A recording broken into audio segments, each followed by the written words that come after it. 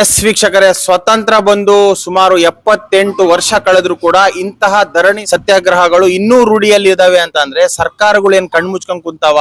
ಕೇಂದ್ರ ಸರ್ಕಾರ, ರಾಜ್ಯ ಸರ್ಕಾರ, ತಾಲೂಕು ಆಡಳಿತ ಯಾಕಿಂತಹ ಧರಣಿಗಳಿಗೆ ಪ್ರೋತ್ಸಾಹ ಕೊಡ್ಬೇಕು ಅಂದ್ರೆ ನೀವು ಕೆಲಸ ಮಾಡಿಲ್ಲ, ಅದಕ್ಕೋಸ್ಕರ ಈ ಧರಣಿಗಳನ್ನ ಮಾಡ್ತಾ ಇದ್ದಾರೆ ಅನ್ನೋದು ಬೆಳಕಿಗೆ ಬರೆಯುವಂಥದ್ದು. ನೋಡ್ಬೋದು, ಇವಾಗ ಕರ್ನಾಟಕ ದಲಿತ ಸಂಘರ್ಷ ಸಮಿತಿ ವತಿಯಿಂದ ಶಿರಾ ನಗರದ ಹಲವು ಬೇಡಿಕೆಗಳನ್ನ ಅಂದ್ರೆ ಮೂಲಭೂತ ಸೌಕರ್ಯಗಳು ಏನ್ ವಂಚಿತರಾಗಿದ್ದಾರೆ, 78 ವರ್ಷ ಕಳೆದ್ರು ಕೂಡ ಈ ಒಂದು ಪರಿಸ್ಥಿತಿಗೆ ನಾವಿದ್ದೀವಿ ಅಂತಂದ್ರೆ ತುಂಬಾ ನಾಚಿಕೆಗೇಡು. ಅಂದ್ರೆ ಅಧಿಕಾರಿಗಳ ನಿರ್ಲಕ್ಷ್ಯ, ಸರ್ಕಾರ ಈ ದಲಿತ ಅಲ್ಪಸಂಖ್ಯಾತರ ಬಗ್ಗೆ ಕಣ್ಬಿಟ್ಟು ನೋಡ್ತಿಲ್ಲ, ಅಭಿವೃದ್ಧಿ ಕಡೆ ಬಹಳಷ್ಟು ಗಮನ ಕೊಡ್ತಿಲ್ಲ ಅನ್ನೋದಕ್ಕೆ ಈ ಒಂದು ಶಿರಾ ನಗರಸಭೆಯ ಮುಂಭಾಗದಲ್ಲಿ ಹಾಕಿರುವಂತಹ ಪೆಂಡಲ್ಲೇ ಉದಾಹರಣೆ ಆಗುತ್ತೆ. ಸೊ ಬನ್ನಿ, ನಮ್ ಜೊತೆ ಹೋರಾಟಗಾರರಿದ್ದಾರೆ. ಏನೇನ್ ಬೇಡಿಕೆಗಳನ್ನ ಇಟ್ಕೊಂಡು ಇವತ್ತು ಬೆಳಿಗ್ಗೆಯಿಂದ ಈ ಒಂದು ಧರಣಿ ಸತ್ಯಾಗ್ರಹನ ಮಾಡ್ತಾರೆ ಅನ್ನೋದನ್ನ ಕೇಳುವಂತ ಪ್ರಯತ್ನ ಪಡೋಣ. ಸರ್ ನಮಸ್ತೆ. ನಮಸ್ಕಾರ. ಇನ್ನು ಎಷ್ಟು ವರ್ಷಗಳು ನಾವು ಇದೇ ತರ ಮಾಡ್ಬೇಕು ಅಂತ? ನಿಮ್ಮ ಮಾತು ಬಹಳ ಅರ್ಥಪೂರ್ಣವಾಗಿದೆ. ಈ ದೇಶ ಎಂತ ಪರಿಸ್ಥಿತಿಯಲ್ಲಿ ಇದೆ ಅಂದ್ರೆ, ಇದು ನಿಜವಾಗಿಲೂ ಭಾರತ ಸಂವಿಧಾನದ ಆಶಯಗಳನ್ನ ಜಾರಿ ಮಾಡುವ ಮನಸ್ಥಿತಿ ಇಲ್ಲದೆ ಇರತಕ್ಕಂತ ಒಂದು ಆಡಳಿತ ವ್ಯವಸ್ಥೆ ಇರೋದು. ಕೇಂದ್ರ ಇರಲಿ, ರಾಜ್ಯ ಇರಲಿ ಅಥವಾ ಸ್ಥಳೀಯ ನಗರಸಭೆ, ಪುರಸಭೆ, ಈ ಮಂಡಳಿಗಳು ಜನಹಿತವನ್ನ ಮರ್ತಿದ್ದಾವೆ. ಜನರ ಆಶಯಗಳನ್ನ ಮರೆತು ಆಡಳಿತ ಮಾಡ್ತಾ ಇದ್ದೇವೆ. ಇದು ಏನಿದ್ರು ಚುನಾವಣಾ ಅಕ್ರಮಗಳು ಹೆಂಗ್ ನಡೀತವೆ ಹಾಗೆ ಜನಸಾಮಾನ್ಯರು ಲೂಟಿ ಮಾಡ್ತಕ್ಕಂಥ ಒಂದು ಪ್ರಕ್ರಿಯೆ ಇದಾಗಿದೆ. ಆ ಕಾರಣಕ್ಕಾಗಿ ನಿರಂತರವಾದ ಧರಣಿ ಮಾಡಿ, ಕೂಗಿ, ಒತ್ತಾಯಿಸಿ ನಾವು ಬೇಡಿಕೆಯನ್ನ ಇಟ್ಟು ಬೇಡುವ ಪರಿಸ್ಥಿತಿಯನ್ನ ತಂದೊಡ್ಡಿದ್ದಾರೆ. ಇದು ಪ್ರಜಾಸತ್ತಾತ್ಮಕ ವಿರೋಧಿಯಾದದ್ದು, ಜನವಿರೋಧಿಯಾದದ್ದು, ಸಂವಿಧಾನ ಬಾಹಿರವಾದ ಕೃತ್ಯ ಇದು. ಹಂಗಾಗಿ ಆಡಳಿತ ವ್ಯವಸ್ಥೆಗಳು, ಅಧಿಕಾರಿಗಳು ಮತ್ತೆ ರಾಜಕಾರಣಿಗಳು, ಸರ್ಕಾರಗಳು ತುಂಬಾ ಹದಗೆಟ್ಟಿದ್ದಾವೆ. ಅವು ತುಂಬಾ ಹೀನಾಯ ಮಟ್ಟಕ್ಕೆ ಹೋಗಿದಾವೆ ಅಂತಾನೆ ಹೇಳ್ಬೇಕಾಗುತ್ತೆ. ಸರ್, ಈಗ ಬೆಳಿಗ್ಗೆಯಿಂದ ಇಷ್ಟು ಜನ ಅಂದ್ರೆ ನೂರಾರು ಕಾರ್ಯಕರ್ತರು ಮನೆ ಮಠ ಬಿಟ್ಟು, ಮಕ್ಕಳು ಶಾಲೆಗೆ ಹೋಗೋರು ಇರ್ತಾರೆ, ಅವ್ರ ಗಂಡಂದ್ರು ಕೆಲ್ಸಕ್ಕೆ ಹೋಗೋರು ಇರ್ತಾರೆ, ಇದೆಲ್ಲ ಬಿಟ್ಟು ಹೋರಾಟದಲ್ಲಿ ಪಾಲ್ಗೊಂಡಿದ್ದಾರೆ. ಸೊ ಈ ಹೋರಾಟಕ್ಕೂ ಒಂದು ನ್ಯಾಯ ಸಿಗ್ಲಿಲ್ಲ ಅಂತ ಅಂದ್ರೆ ಮುಂದಿನ ನಡೆ ಹೇಗಿರುತ್ತೆ ನಿಮ್ದು ಅಂತ? ಹೌದು, ನಾವು ಅದಕ್ಕೇನೆ ಹೇಳ್ತಾ ಇದ್ದೀವಿ. ಕರ್ನಾಟಕ ದಲಿತ ಸಂಘರ್ಷ ಸಮಿತಿ ಈ ನೆಲದಲ್ಲಿ 40 ವರ್ಷ ಚಳುವಳಿ ಮಾಡ್ತಾನೆ. ಇಡೀ ಶೋಷಿತ ಸಮುದಾಯಗಳನ್ನು ಜಾಗೃತಿ ಮಾಡ್ತಾ ಭಾರತ ಸಂವಿಧಾನದ ಆಶಯದ ಜಾರಿಗಾಗಿ ಹೋರಾಟ ಮಾಡ್ತಾ ಇದ್ದೀವಿ. ಇವತ್ತಿಗೂ ಕೂಡ ಈ ಮನುವಾದಿ ಪಕ್ಷಗಳು ಕಾಂಗ್ರೆಸ್, ಬಿಜೆಪಿ, JDS ಅಧಿಕಾರಕ್ಕೆ ಬಂದು ಸಂವಿಧಾನವನ್ನ ಜಾರಿ ಮಾಡಬೇಕಾಗಿದ್ದಂತ ಈ ಸರ್ಕಾರಗಳು ಸಂವಿಧಾನ ವಿರೋಧಿಯಾಗಿ ನಡ್ಕೊಳ್ಳೋದನ್ನ ಈ ಜನ ಅರ್ಥ ಮಾಡ್ಕೊಳ್ತಾರಲ್ಲ, ಅರ್ಥ ಮಾಡ್ಕೊಂಡಾಗ ಮಾತ್ರ ಇವರೆಲ್ಲ ಬೀದಿಗೆ ಬೀಳ್ತಾರೆ. ಇವತ್ತು ಶೋಷಿತ ಸಮಾಜ ಅಧಿಕಾರಕ್ಕೆ ಬರಬೇಕಾಗಿದೆ.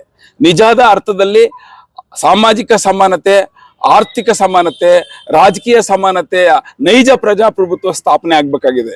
ಅದಕ್ಕಾಗಿ ಕೋಟ್ಯಾಂತರ ಜನ ಭಾರತೀಯರನ್ನ ಜಾಗೃತಿ ಮಾಡಬೇಕಾಗಿದೆ.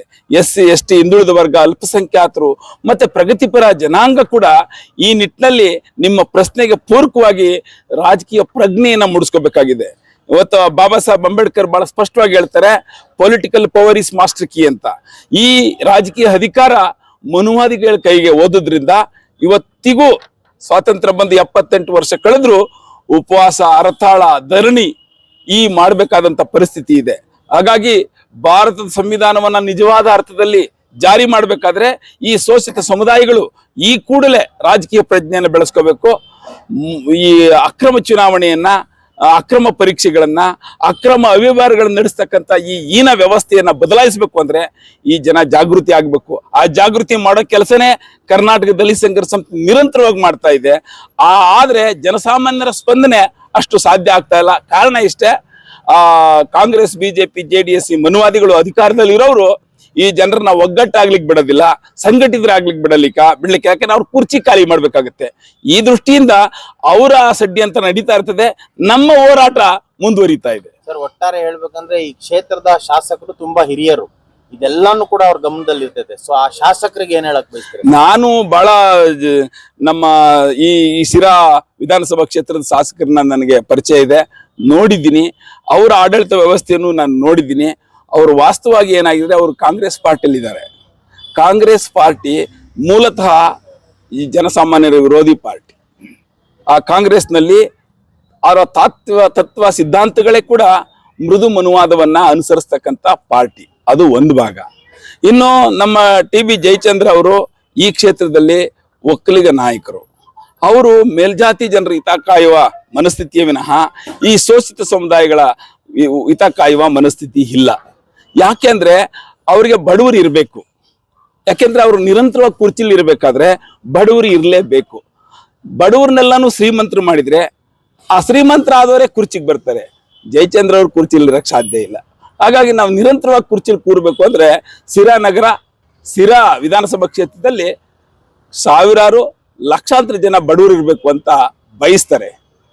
ಆ ಬಯಸೋದ್ರಿಂದ ಈ ಹರ್ತಾಳಗಳು, ಈ ಅನ್ಯಾಯಗಳು, ಈ ಭ್ರಷ್ಟಾಚಾರಗಳು, ಒಬ್ಬ ಶಾಸಕರಾಗಿ ಒಬ್ಬ ಮಂತ್ರಿಯಾಗಿ ಈ ಅಧಿಕಾರಿಗಳನ್ನ ಚಮಟ ಸುಲ್ದು ಕೆಲಸ ಮಾಡಿಸ್ತಕ್ಕಂಥ ದಕ್ಷತೆ ಇಲ್ಲದೆ ಇರ್ತಕ್ಕಂಥ ಒಬ್ಬ ಒಣಗೇಡಿ ಶಾಸಕ, ಒಣಗೇಡಿ ಮಂತ್ರಿ ಅಂತ ನಾನು ಅವ್ರನ್ನ ಕರಿತೀನಿ. ಈ ಒಂದು ಸ್ಥಳೀಯ ಹೋರಾಟಗಾರರು ದಲಿತ ಸಂಘರ್ಷ ಸಮಿತಿಯ ಜಿಲ್ಲಾಧ್ಯಕ್ಷರು ಕೂಡ ಸಿರಾದವರೇ ಆಗಿರೋದ್ರಿಂದ ಎಲ್ಲಾನು ಕೂಡ ಅವ್ರು ಪ್ರತಿ ದಿವಸ ಎದ್ದು ನೋಡ್ತಾರೆ. ಸೊ ಅವರು ಕೂಡ ಧರಣಿಲಿದ್ದಾರೆ. ಅವ್ರನ್ನು ಮಾತಾಡ್ಸೋಂತ ಪ್ರಯತ್ನ. ಏನು ಇವತ್ತು ಶಿರಾ ನಗರದ ಏನು ಪ್ರಾಬ್ಲಮ್ ಇದಾವೆ, ಏನು ದಲಿತರು ನೋವುಗಳಿದಾವೆ, ಇವನ್ನ ಬಗೆಹರಿಸುವಲ್ಲಿ ಮೊನ್ನೆ ಜಯಚಂದ್ರ ಅವರು ವಿಫಲವಾಗಿದ್ದಾರೆ. ಅವರು ಬರೀ ನೀರಿನ ವಿಚಾರ, ಇಲ್ಲೇ ಹೋಗ್ಲಿ ನೀರಿನ ವಿಚಾರ ಹೇಳ್ಕೊಂಡು ಬರೀ ರಾಜಕೀಯ ಮಾಡ್ತಾ ಇದ್ದಾರೆ, ನೀರಿನ ರಾಜಕೀಯ ಮಾಡ್ತಿದ್ದಾರೆ. ಅವ್ರು ಅದನ್ನ ಬಿಡ್ಬೇಕು. ಅವರು ನೀರಿನ ರಾಜಕೀಯ ಬಿಟ್ಟು ಈ ತಳ ಸಮುದಾಯಗಳ ಏನಿವತ್ತು ಅಲ್ಪಸಂಖ್ಯಾತರ, ದಲಿತರ ಮತ್ತೆ ಹಿಂದುಳಿದ ವರ್ಗದವರ ಈ ನೋವುಗಳಿಗೆ ಸ್ಪಂದಿಸ್ಬೇಕು. ಅವರು ಇವತ್ತು ಒಂದು ಸೈಟ್ ಕೊಡೋದಕ್ಕೆ 20 ವರ್ಷ ತಾಂಡಿದ್ದಾರೆ. 20 ವರ್ಷ ಟೈಮ್ ಚೆನ್ನಾಗಿದೆ. ಬರೀ ಚುನಾವಣೆ ಟೈಮಲ್ಲಿ ನಿವೇಶನದ ವಿಚಾರ ಎತ್ತಿದ್ದಾರೆ, ಒಂದಷ್ಟು ಅರ್ಜಿಗಳು ತಾಂಡ್ತಾರೆ, ಸುಮ್ಕಾಗ್ತಾರೆ, ಅರ್ಜಿಗಳು ತಾಂಡ್ತಾರೆ, ಸುಮ್ಕಾಗ್ತಾರೆ. ಇನ್ನೇನು ಚುನಾವಣೆ ಬಂದೀಗ, ಈ ಬಂದ ಸಂದರ್ಭದಲ್ಲಿ ಈಗ ನಾವು ನಿವೇಶನ ಹಂಚುತ್ತೀವಿ ಅಂತ ಹೇಳ್ತಿದ್ದಾರೆ. ನಾವು ನಿವೇಶನ ಬೇಕು ಅಂತ ಹೇಳಿ ಸುಮಾರು 20-30 ವರ್ಷದಿಂದ ಹೋರಾಟ. ಜಯಚಂದ್ರ ಅವ್ರಿಗೆ ಯಾಕಿದ್ ಕಿವಿಗೆ ಬೀಳ್ತಾ ಇಲ್ಲ ಅಂತ. ಮೊನ್ನೆ ಜಯಚಂದ್ರ ಅವ್ರಿಗೆ 20 ವರ್ಷ ನಮ್ಗೆ MLA 1 ಎಕರೆ ಭೂಮಿ ಹಂಚಿಲ್ಲ. ಶಿರಾದಲ್ಲಿ 1 ಎಕರೆ ಭೂಮಿ ಹಂಚಿಲ್ಲ ಇದುವರೆಗೂ. ಅದಕ್ಕೆ ಮಾನ್ಯ ಜಯಚಂದ್ರ ಅವರು ನೀರಿನ ಹೇಳಿಕೆಗಳನ್ನ ಹೇಳ್ಕೊಂಡು ರಾಜಕೀಯ ಮಾಡೋದನ್ನ ಈ ಕೂಡಲೇ ನಿಲ್ಲಿಸ್ಬೇಕು. ಏನು ಈ ತಳ ಸಮುದಾಯಗಳು SC ST OBC ಧಾರ್ಮಿಕ ಅಲ್ಪಸಂಖ್ಯಾತರಿಗೆ ಇವತ್ತು ನಿವೇಶನ ಇಲ್ದಂಗೆ ಬದುಕ್ತಾವ್ರು. ಇವತ್ತು ಗೌರ್ಮೆಂಟ್ ಹಾಸ್ಪಿಟಲ್ ಹೋಗಿ ಅಲ್ಲಿ ಸರಿಯಾದ ಒಬ್ರು ಡಾಕ್ಟರ್ಗಳಿಲ್ಲ. ಇವತ್ತೆಲ್ಲ ಚಳಿಗಾಲ, ಹೆಚ್ಚು ಕಮ್ಮಿ ಹಾರ್ಟ್ ಅಟ್ಯಾಕ್ ಆಗಿ ಸುಮಾರು 15-20 ಹಾರ್ಟ್ ಅಟ್ಯಾಕ್ ಆಗಿ ಇವತ್ತು ನಮ್ಮ ಸಾವುಗಳಾಗಿದ್ದಾವೆ. ಒಬ್ಬ ಒಳ್ಳೆ ಡಾಕ್ಟರ್ನ ತಂದಿಲ್ಲ, ಹಾಕಣಕ್ ಆಗ್ತಿಲ್ಲ ಅಂದ್ರೆ ನಾವ್ ಎಂತ ಶಾಸಕರನ್ನ ಪಡೆದಿದ್ದೀವಿ ಅಂತ ಹೇಳಿ. 15-20 ಜನ ನೋಡಿ, ನೀವು ಬೇಕಾದ್ರೆ ಆಸ್ಪತ್ರೆ ಮಾಹಿತಿ ನೋಡಿ. ಹಾರ್ಟ್ ಅಟ್ಯಾಕ್ ಆಗಿ ಸುಮಾರು 15-20 ಜನ ಚಳಿಗಾಲ ಬಂದ್ಮೇಲೆ. ಇವರು ನಾರಾಯಣ ಹೃದಯಾಲಯದಿಂದಲೋ ಜಯದೇವ ಹೃದಯಾಲಯದಿಂದ ಒಬ್ರು ಹಾರ್ಟ್ ಸ್ಪೆಷಲಿಸ್ಟ್ ತಂದಾಕ್ಬೇಕು ಅಂತ ನಾವು ಹಿಂದೆ ಮೀಟಿಂಗ್ ಅಲ್ಲಿ, ತಹಶೀಲ್ದಾರ್ ಮೀಟಿಂಗ್ ಅಲ್ಲಿ ಹೇಳಿದ್ವಿ ನಾವು. ಆದ್ರೂ ಸಮೇತ ಇವರು ಜಯಚಂದ್ರ ಅವರು ಏನು ಬಡವರಿಗೆ ಸ್ಪಂದಿಸಲು ವಿಫಲ ಆಗಿದ್ದಾರೆ. ಆಮೇಲೆ ಇವತ್ತು ಇದು ಕಾಲೇಜ್ ಸಚಿವ ಅಂತ ಹೇಳ್ತಾರೆ, ಅದು ಮೆಡಿಕಲ್ ಕಾಲೇಜ್ ಸಚಿವ ಅಂತ ಹೇಳ್ತಾರೆ. ಅದು ಯಾರು ಉದ್ಧಾರಕ್ಕೆ ಅಂತ ನಮಗೆ ಗೊತ್ತಾಗ್ತಿಲ್ಲ. ಅದು ಯಾರಿಗೋಸ್ಕರ ತರ್ತಾ ಇದಾರೆ ಅಂತ ನಮಗೆ ಗೊತ್ತಾಗ್ತಿಲ್ಲ. ಯಾಕಪ್ಪ ಅಂದ್ರೆ ಆ ತಂದ್ಮೇಲೆ ಭೂಮಿ ನಮ್ದು ಪ್ರೈವೇಟ್ನರಿಗೆ ಕೊಡ್ತಾರೆ ಅದನ್ನು. ಈಗ ಆಲೇಶ್ವರ ತುಮಕೂರು ಗೌರ್ಮೆಂಟ್ ಹಾಸ್ಪಿಟಲ್ ಪ್ರೈವೇಟೈಸೇಷನ್ ಮಾಡ್ಬೇಕಂತ ಹೊರಟಿದ್ದಾರೆ ಈ ಸರ್ಕಾರದವರು. ತುಮಕೂರು ಇರ್ಬೋದು, ದಾವಣಗೆರೆ ಇರ್ಬೋದು, ಚಕಟೇರಿ, ಇವನ್ನೆಲ್ಲ ಪ್ರೈವೇಟೈಸೇಷನ್ ಮಾಡ್ತಾರೆ. ಆರೋಗ್ಯನೂ ಸಮೇತ ನಾವು ದುಡ್ಡು ಕೊಟ್ಕೊಂಡ್ಕೋಬೇಕು. ಖಾಸಗೀಕರಣ ಮಾಡಕ್ ಕೊಟ್ಟಿದ್ದಾರೆ. ಇವತ್ತು ಶಾಲೆಗಳನ್ನ ಖಾಸಗೀಕರಣ ಮಾಡಿದ್ದಾರೆ ಸರ್ಕಾರಗಳು. ಆಮೇಲೆ SCP TSP ಹಣನ 28,000 ಕೋಟಿ ನಮ್ ದುಡ್ಡು ನೋಡ್ತಿದ್ದಾರೆ ಇಡೀ ರಾಜ್ಯದಲ್ಲಿ. ಅದಕ್ಕೆ BJP JDS ಎಲ್ಲ ಮಿಂಗಲ್ ಆಗಿದ್ದಾರೆ. ಆಮೇಲೆ ಇವತ್ತು ಶಿರಾ ನಗರದಲ್ಲಿ ಹಳೆ ಮನೆಗಳಿಗೆ ಮೂಲ ಖಾತೆ ಬಿಟ್ಟು ಇವ್ರು ಹೊಸದಾಗಿ ನಾವು ಹಕ್ಕುಪತ್ರ ಕೊಡ್ತೀವಿ ಅಂತ ಹೇಳಿದ್ದಾರೆ. ಇದು ಹಾಸ್ಯಾಸ್ಪದ ಸಂಗತಿ. ನಾವ್ ಹೇಳ್ತಿರೋದು ತೆರೆ ಕಾಣೋದು ಯಾವಾಗ ಅಂತ. ತೆರೆ ಕಾಣೋದು ಯಾವಾಗ ಅಂದ್ರೆ ಶಾಸಕರು ಇದ್ರ ಬಗ್ಗೆ ಗಮನ ಕೊಡ್ಬೇಕು. ಆಮೇಲೆ ಅಧಿಕಾರಿಗಳು ಈ ಬಗ್ಗೆ ಗಮನ ಕೊಡ್ಬೇಕು. ನಾವು ಎಷ್ಟು ಒಂದು ಹೋರಾಟ ಮಾಡೋದು, ನಾವು ಸುಮಾರು ಬಾರಿ ಹೋರಾಟ ಮಾಡಿದ್ರು ಸ್ಪಂದಿಸಲಿಲ್ಲ ಅಂದ್ರೆ ಇವ್ರಿಗೆ ಸಾಮಾನ್ಯ ಜನಕ್ಕೆ ನ್ಯಾಯ ಹೇಳ್ಕೊಡ್ತೇನೆ ಅಂತ ನಮ್ಮ ಪ್ರಶ್ನೆ. ಶಾಸಕರ ಗಮನಕ್ಕೂ ತರುವಂತ ಒಂದು ಪ್ಲಾನ್ ಇದೆಯಾ ನಿಮ್ದು ಅಂತ? ಶಾಸಕರು ಗಮನಕ್ಕೂ ತಂದಿದೀವಿ. ಈಗ ಏನಾದ್ರು ಈ ಹೋರಾಟ ಬೇಡಿಕೆಗಳು ಈಡೇರಿರಲಿಲ್ಲ ಅಂದ್ರೆ ಶಾಸಕರ ಮನೆ ಮುಂದೆ ಧರಣಿ ಸತ್ಯಾಗ್ರಹ ಹಾಕಿರ್ತೀವಿ. ಇದೇ ತರ ಧರಣಿ ಸತ್ಯಾಗ್ರಹ ಅಂದ್ರೆ ಅನಿರ್ದಿಷ್ಟವಾದ ಕಾಲ, ಅನಿರ್ದಿಷ್ಟ ಕಾಲ ಧರಣಿ ಸತ್ಯಾಗ್ರಹ. ಇಲ್ಲಿ ಎದ್ದಾಳ್ತಿದೀವಿ, ಅಲ್ಲಿ ಎದ್ದಾಳಲ್ಲ. ಶಾಶ್ವತ ಪರಿಹಾರ ಆಗೋವರೆಗೂ ಮನೆ ಮುಂದೆ ಧರಣಿ. ಎಸ್, ನೋಡಿದ್ರಲ್ಲ ವೀಕ್ಷಕರೇ, ಇಂತಹ ಧರಣಿ ಸತ್ಯಾಗ್ರಹಗಳು, ಹೋರಾಟಗಳು ಇನ್ನೂ ಜೀವಂತವಾಗಿದ್ದಾವೆ ಅಂತಂದ್ರೆ ಸರ್ಕಾರದ ನಿರ್ಲಕ್ಷ್ಯ, ಅಧಿಕಾರಿಗಳ ನಿರ್ಲಕ್ಷ್ಯ. 78 ವರ್ಷ ನಾವು ಸ್ವತಂತ್ರ ಪಡ್ಕೊಂಡು ನಾವು ಈ ಮಟ್ಟಕ್ಕೆ ಇನ್ನೂ ಇದ್ದೀವಿ ಅಂತಂದ್ರೆ ನಾವು ಸುಮ್ನೆ ಸ್ಲೋಗನಿಗೆ ಮಾತ್ರ ನಮ್ಮ ಕರ್ನಾಟಕ, ನಮ್ಮ ದೇಶ ಅಂತ ಕೂಗ್ಕೊಳ್ಳಕ್ಕೆ ಅದು ಚೆನ್ನಾಗಿರುತ್ತೆ. ಯಾವಾಗ ಇಂತಹ ದಲಿತ ಸಮಾಜಕ್ಕೆ, ಅಲ್ಪಸಂಖ್ಯಾತ ಸಮಾಜಕ್ಕೆ ನ್ಯಾಯ ಕೊಡುವಂತ ಕೆಲಸ ಆಗುತ್ತೋ ಅವಾಗ ನಮಗೆ ನಿಜವಾದ ಸ್ವಾತಂತ್ರ್ಯ ಸಿಕ್ಕಿದೆ ಅಂತ ನಾವು ಕೂಡ ಭಾವಿಸ್ತೀವಿ. ಸೊ ಇಂತಹ ಎಲ್ಲಾ ಚಟುವಟಿಕೆಗಳನ್ನ ಆದಷ್ಟು ಬೇಗ ಅಧಿಕಾರಿಗಳು, ಶಾಸಕರು, ಸಂಸದರು, ಸರ್ಕಾರ, ಕೇಂದ್ರ ಸರ್ಕಾರ ಗಮನ ಹರಿಸಿ ಇಂಥವ್ರಿಗೆ ನ್ಯಾಯ ಕೊಡಿಸ್ಬೇಕು ಅಂತ ನಾವು ಕೂಡ ಮನವಿ ಮಾಡ್ತೀವಿ. ಇಂತಹ ಸುದ್ದಿಗಳನ್ನ ನಿಮ್ಮ ಮುಂದೆ ತರುವಂತ ಪ್ರಾಮಾಣಿಕ ಪ್ರಯತ್ನ. ನೋಡ್ತಾ ಇರಿ ಸಿರಾ 24 ನ್ಯೂಸ್. ನಾನು ನಿಮ್ಮ ಬರ್ಗೂರ್ ಅರ್ಷದ್.